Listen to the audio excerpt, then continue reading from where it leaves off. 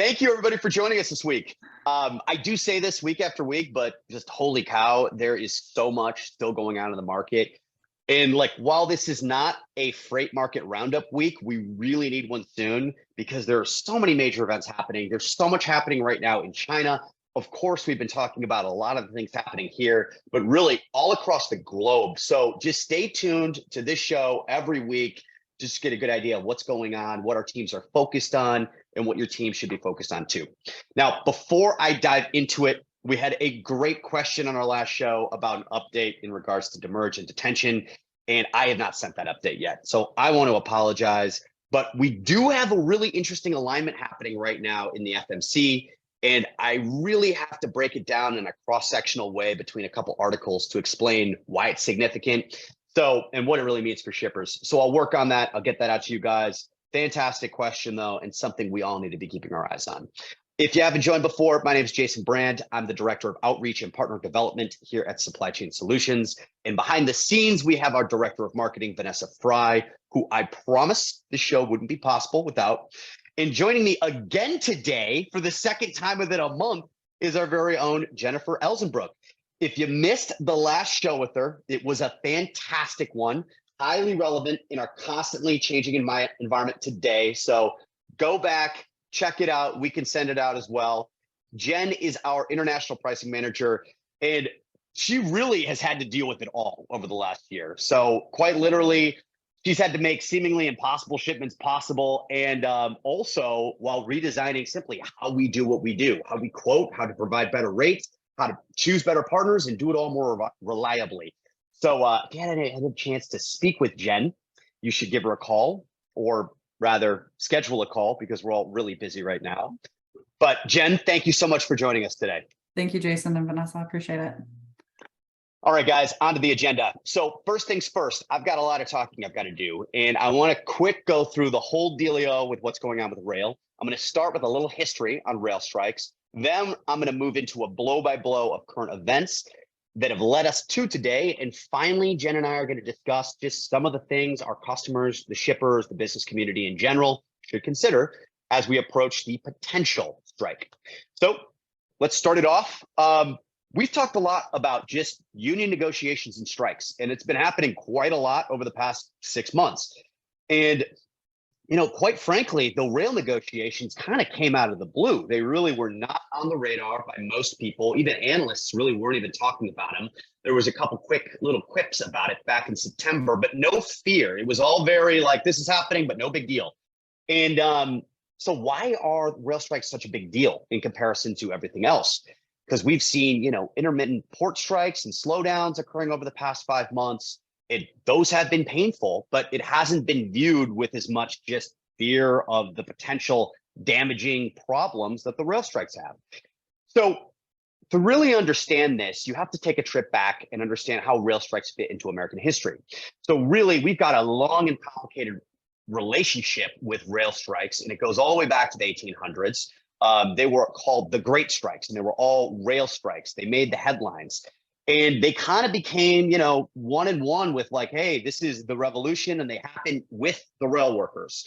Now, these strikes would get extremely intense, though. So as an example, during the strike of 1877, protesters literally burned down part of Pittsburgh. They also shut down Chicago in general. And while that does kind of sound like anarchy, the outcomes of these strikes actually were things that we all view as just basic needs today. So a good example of that is the 8-hour workday. That has its roots squarely in rail strikes. Now, it makes sense that rail strikes conventionally had a substantial amount of power because they just were the economic powerhouse. I mean, it was one of the only means back in the day to mass materials transfer. And, really what's partially unseen today is still how much we rely on the rail system for the everyday functioning of our economy. So the last strike happened back in the 1990s, specifically 1992. The protest began when the International Association of Machinists walked off the job. But there's something really fascinating here that I think is the reason why we're so focused on it today. So that group of International Association of Machinists, that was just part of one railroad's unions. It was just CSX's. And what's interesting about this is because of the interconnected nature of the US rail system, it literally spread to 40 other rail systems and caused just a shutdown of most of US rail, not all, but most of US rail. And it caused Congress to intervene within 3 days, which what they did was essentially ban strikes and ban lockouts altogether. Now, there's been obviously a lot of news on this. It's got the whole US government focused. It's got all of your main news channels, but we do have to kind of set the table to make sure everyone's on the same page.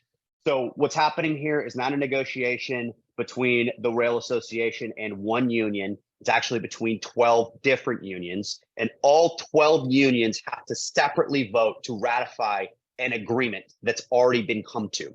Now, the agreement was completed by all 12 unions back at the end of September, and the ratification process has been happening since then. There's been a ton, I mean, we've been seeing a ton of it, obviously, because we're, in supply chain, but there's been a lot of doom and gloom. But the truth is, the negotiations have been going pretty smooth in comparison to the longshoreman negotiations happening on the West Coast. Now, let's kind of take a step back again. What's going on here? Why is it substantial? So the combination of these 12 unions, it's actually one of the largest bargaining units in the country. They represent more than 115,000 members.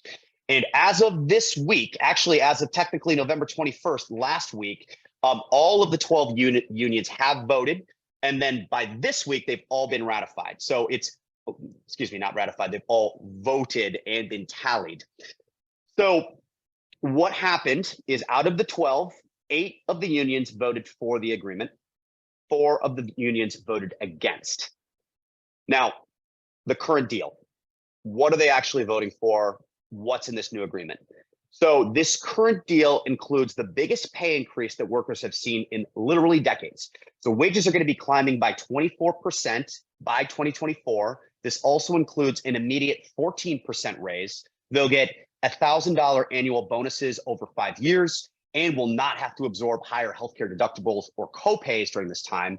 And because of this agreement, the average railroad workers' pay is going to increase to roughly $110,000 by year 2024. So on the surface, it sounds like a pretty good deal, but obviously there are pain points. So what are those pain points, and why is there 4 unions that are not for this? So the main issue here has been surrounding paid sick leave. The policy that has caused most of the heated discussions is this points-based attendance policy. Now, what's interesting about this policy is, prior to these negotiations, a lot of carriers actually were already implementing this points-based attendance policy. It kind of became standard practice. And now it's obviously up in question. So the main concern here that's voiced by the unions is the policy, in their eyes, penalizes workers and could cause termination for things as simple as just doctor's visits, or if there's a family emergency, because with the points-based attendance policy, it doesn't matter why you're out, you get points for that. It's sort of what nurses actually work with as well. Now, the unions actually cited a couple events that were pretty extreme. So they cited individuals who had heart attacks and were not granted paid sick leave. They also suffered, they had a couple other situations as well. But really, why this is front and center right now is because we're just leaving the pandemic. And there was a lot of people that got sick that were not able to work and really suffered from a poor, as far as just health policy in general, paid sick leave policy.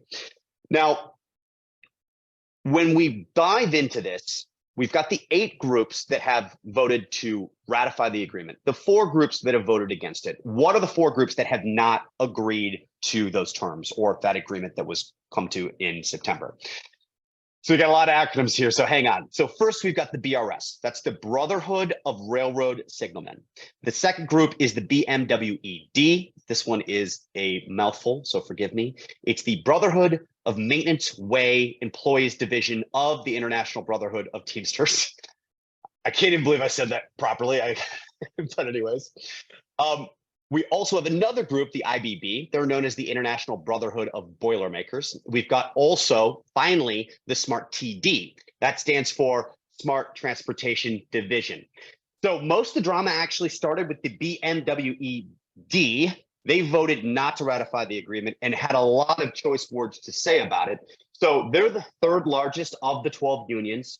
They were pretty heated. They specifically said, and this was a actual quotation, they were working with actually President Biden because there was kind of some issues, but they said if the carriers want to end this dispute, they should provide the standard 56 hours of paid sick time off that is afforded to all federal government contractors.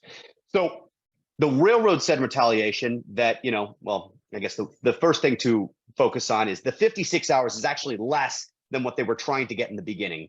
Originally, it was 15 days paid sick leave. 56 hours is roughly 7 days paid sick leave. But railroads hit back originally and said, hey, if we give you 15 days paid sick leave, that would cost us $688 million annually. Now, moving on and moving to Smart TD, this is the other group that actually was not in agreement with, or excuse me, was in agreement but did not ratify. Sometimes it feels like I'm reading like a legal contract between all the acronyms and all the differences. But so that second group, they've been making ripples as well. But the main reason why is they had a couple key events. So first, Smart TD is the largest of all the unions. Second, during the agreement process, they were the last to agree. They were the very last one. And when it actually came to this ratification process, they had the narrowest margin of people disagreeing to agreeing. So it was actually a vote not to ratify by 50.8%. So very, very close. And it was one of the last groups to actually vote. Now, where are we today? Well, you could really say the timing of the show is just impeccable because from Monday to Wednesday this week, Congress has been just doing a lot of stuff. I mean, every day I've had to read the news and something is changing. So if you recall, back when I mentioned that strike that happened in 1992, Congress got involved. And the way they got involved was they utilized an act called the Railway Labor Act. That actually came into fruition back in the early 1900s, but we should get into that later. But what it does is it authorizes the US government to ratify an agreement, even if it's been voted down. So it essentially says, hey, here's the agreement, take it. And that does seem a little unfair, but remember, the ratification process happens as a second part of the negotiation. So this is just isn't any agreement getting forced through. This is an agreement that was reached by all parties. And so generally speaking, at some point, all of the unions on some level agreed to the terms of this agreement before they started the ratification. So again, keep that in mind. Now, Congress and their involvement in the 1990 strike, it really deserves its own show because the way that went about had a lot of blowback. There's been a lot of choice words about that as well, and a lot of comments on how that should not go down in that way again.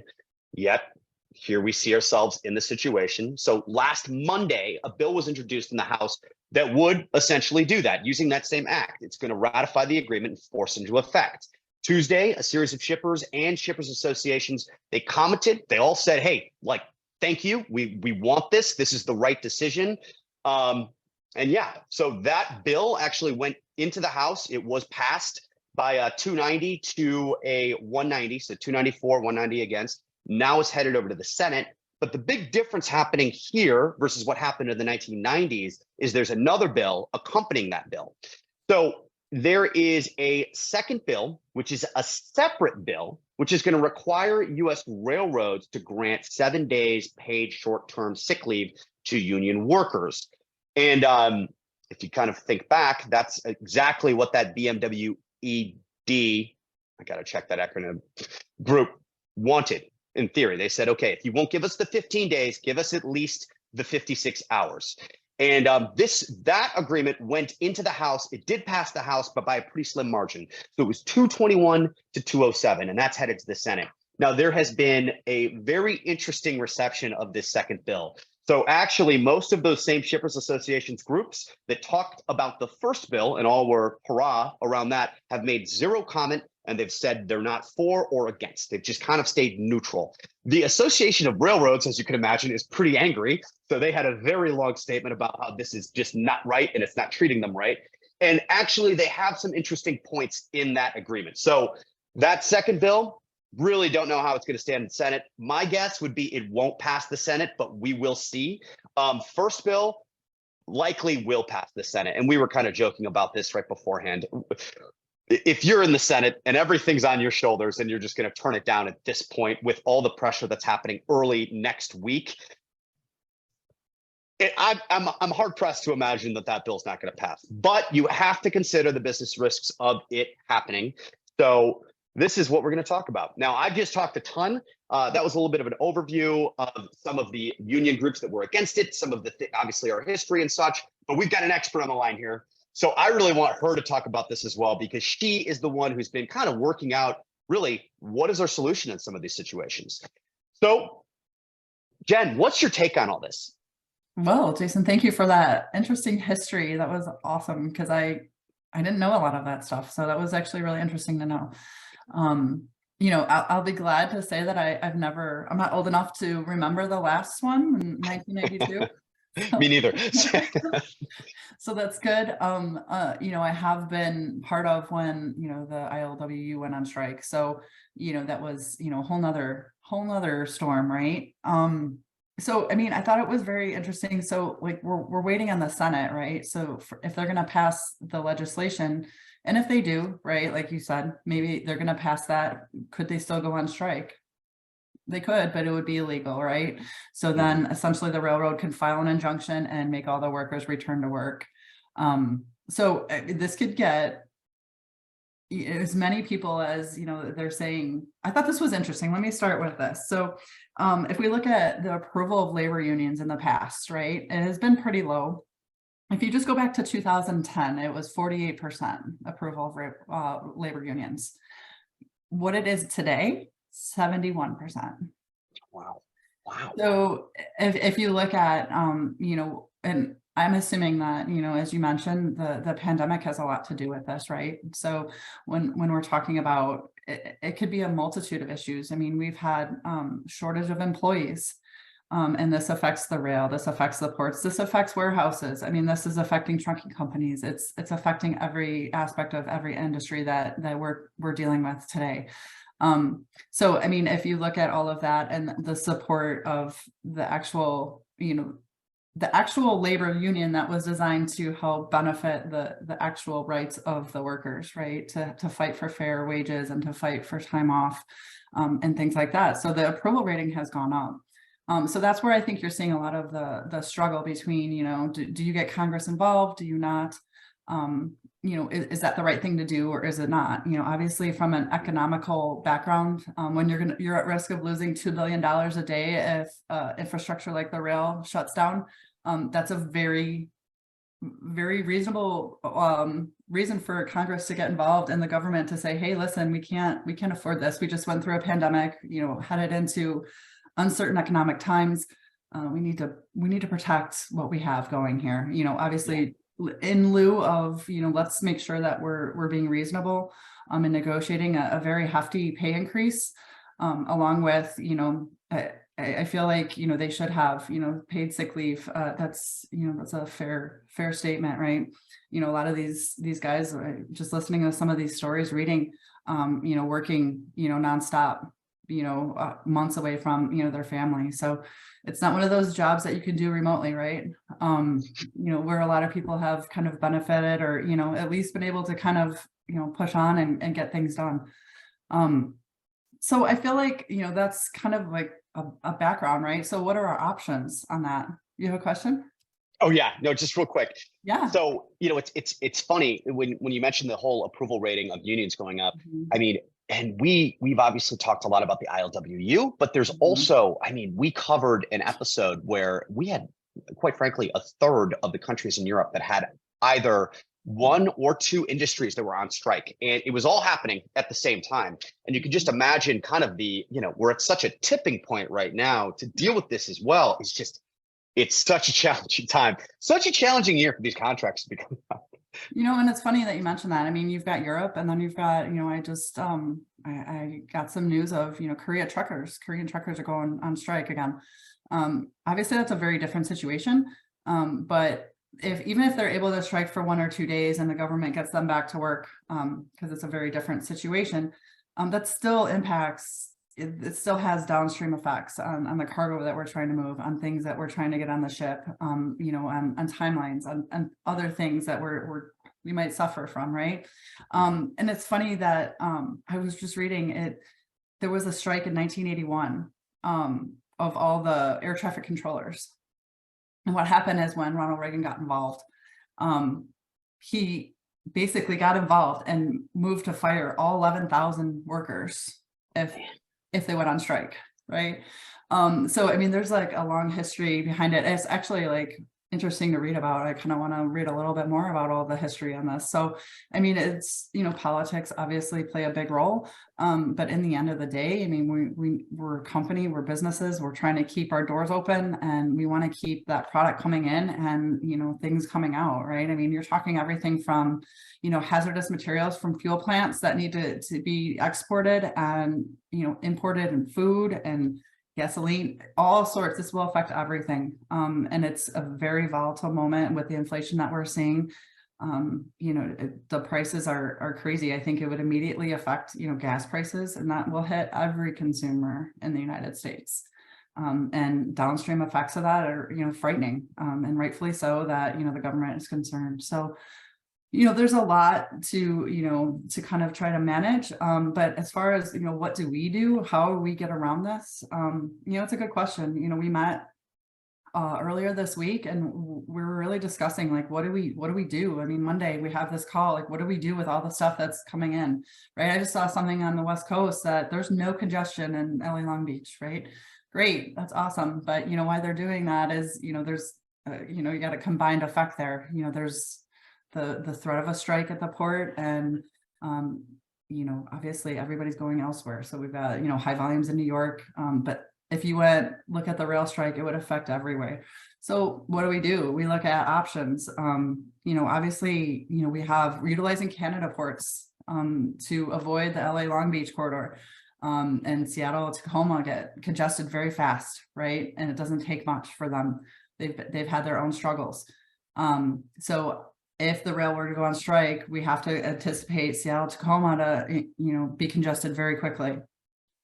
Everything that's coming into Canada, obviously, if it's on the water, we have a very strict timeline of where we can change that routing. So obviously, if it's coming through, you know, Prince Rupert to Chicago, and that's on the bill of lading, you know, many steamship lines have, you know, a strict 72 hours minimum before that vessel gets to the port to change that routing, that COD.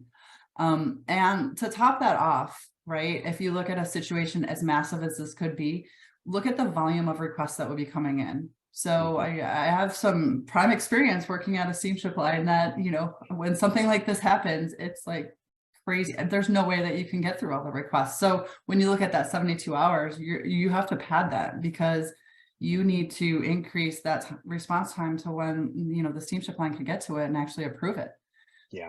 So forward thinking, right? When you're looking at an importer looking to get their freight to become available, we're here to help educate and say, hey, these are your options for these shipments coming through Canada. These are your options for, you know, future shipments that we haven't booked yet. What do we look at? We want to look at, you know, other US ports, because those are easy to terminate and transload and truck them domestically. I was reading something that, you know, it would take 487,000 trucks a day to handle the amount of freight that comes in on the rail. Oh gosh. I cannot imagine how any industry can be prepared for that volume of capacity shift. That just shift, yeah. Well, we were talking about also on Monday, a big challenge too is if the strike does occur, you know, getting a truck is going to be a massive problem, but also we're going to go right back to that really terrible trucking market that we had, where spot market rates are going to go through the roof. Exactly. And you know, we were kind of discussing it and who we could prepare for those kind of moves and things. Oh man, that is a fact right there. That was a really good figure. And you know, it's interesting because I mean, you can look at that, but it goes back to, okay, well, we're banking on our relationships and our vendors that we have partnerships with, and you know, we have those relationships. Can we depend on them? So like gathering all that information, making sure everybody has the resources that they need to quickly make a call and say, hey, you know, what are my options here? And you know, that's kind of what we're trying to proactively do. Whether we need it or not, right? I mean, I would think it's a good exercise to, you know, be prepared for a crisis, because you never know. I mean, look at the pandemic. It was a perfect example. You know, it went from like, what is happening, right, to like, how do I get this, and how to manage, you know, that crisis is, you know, we need more relationships, we need stronger relationships. How do we get there? You know, whether that be with, you know, trucking companies or warehouses, for transloading. It kind of goes across business, you know, and even airlines. I mean, you know, if you look at it, I would anticipate the air freight rates are going to skyrocket as well. So you've got the, you know, you've got the trucking rates that are the spot rate market that's going to go through the roof. And then you've got the air freight rates that are going to increase just because of the demand, if the strike were to happen. So obviously is, you know, I think I mentioned this last time I was on, is, you know, making sure you don't have all of your cargo in somewhere in a container in the ocean or stuck at a port. Even if you're looking at a port strike, I mean, if you're routing everything from, you know, from your supplier in Asia to LA Long Beach, that port goes on strike, you need another option. So, you know, like a lot of our strategies, what they do is we rotate ports, and make sure that we have viable options and say, okay, well, we might not be able to access this shipment, but we can access this one. It's on the vessel, it's coming in through Canada, or this one's coming in through, you know, Houston, whatever it may be. But that thinking, not outside the box thinking, is actually what helps make, to be more flexible and to be nimble when situations like this come up. So yeah, it's put a lot of lean thinking strategies to the test the past couple of years. It's been kind of challenging though, because, you know, obviously prior to the pandemic, it was extremely effective. And now it's just it's a different strategy of risk mitigation, which we want to leave this state, right? We can't, it's just not sustainable to be in a risk management state, you know, at this level for a long period of time. So we can only hope. But the great news, right, is after these agreements, after we run through these agreements, they happen once in a long time. So, you know, this is kind of, unfortunately, the growing pains that just is associated with growing economies and higher levels of freight and obviously new generations. So, yeah. But we were just talking about this too. So you really gotta focus the end of this week, tonight, tomorrow, because once the Senate cast their votes, that's really what will determine what happens next. So, yeah, Jen, anything final you want to mention before we hand it over to Q&A? No, I just think, like, you know, be flexible and, you know, realize sometimes, you know, the backup option, especially when you get in a situation like this, you know, it might be costly, but we gotta look at ways to kind of mitigate that. Or, you know, it might be a combination of 3 different situations, right? It might not be this is your only option, because that's never really the answer.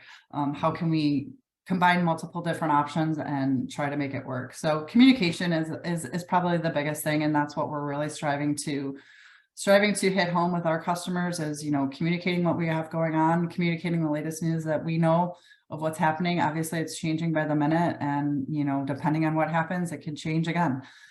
So, you know, just communication, be open and let us know what your needs are, and we'll do our best to get whatever you need done. Awesome, Jen. Thank you so much. Yeah.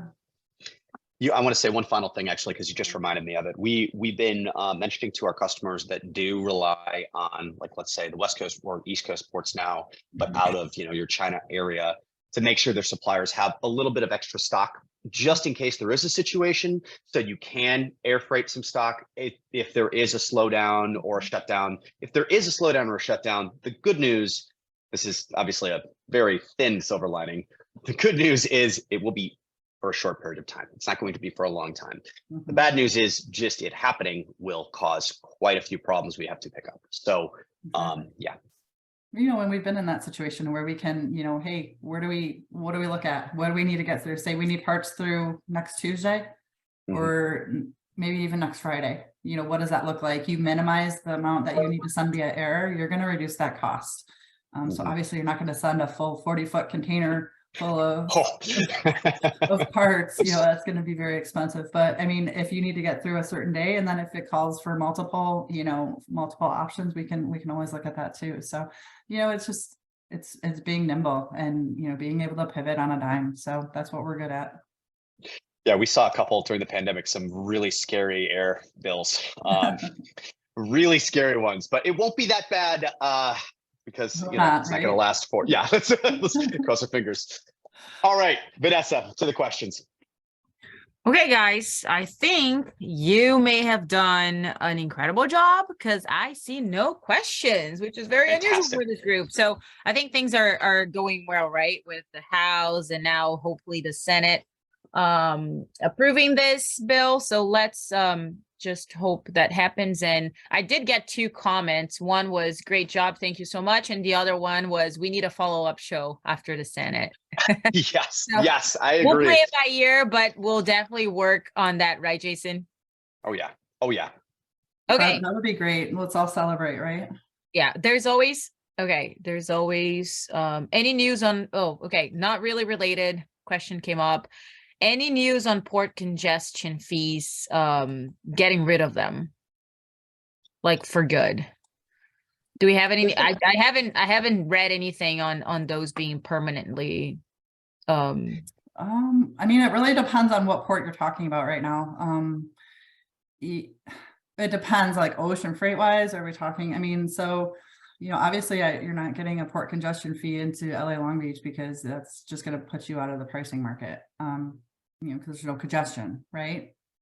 So when you look at like East Coast or Houston, I haven't really seen any like additional ocean freight, but I will tell you that a lot of carriers, a lot of like trucking companies, so any like drayage company that has to go in and out of a port like Houston, Charleston, New York, you know, so I'm seeing it sometimes even in certain rails in Chicago, Detroit, they will add a congestion fee surcharge. And, you know, that is, you know, we're seeing that, you know, so an interesting point here is like, so there's no congestion on LA Long Beach, but there's still congestion in Chicago, right? Because that is, it's kind of like a waterfall effect, because now all the congestion is sitting in Chicago and it's taking longer to clear that. I have a feeling it's going to take some months to see that level out. So obviously the demand has fallen and you're seeing that on the West Coast. It's going to take some time to get to the inland points.